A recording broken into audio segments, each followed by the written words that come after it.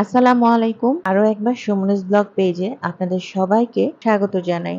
দূরের এবং কাছের, দেশ এবং দেশের বাইরে যারা আমার ভিডিওটি দেখছেন তাদের সবাইকে জানাই অসংখ্য ধন্যবাদ।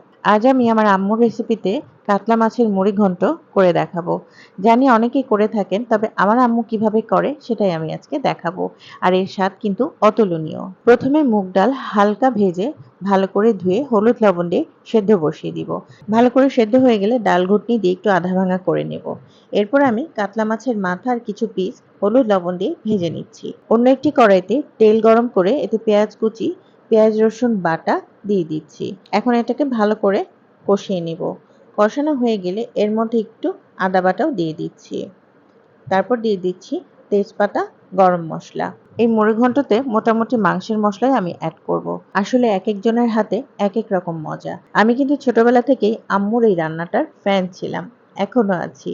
যাই হোক, এর মধ্যে আমি দিয়ে দিয়েছি হলুদ গুঁড়া, মরিচের গুঁড়া, ধনিয়ার গুঁড়া আর দিয়ে দিয়েছি পরিমাণ মতো লবণ আর অল্প একটু পানি দিয়ে ভালো করে কষিয়ে নিয়েছি।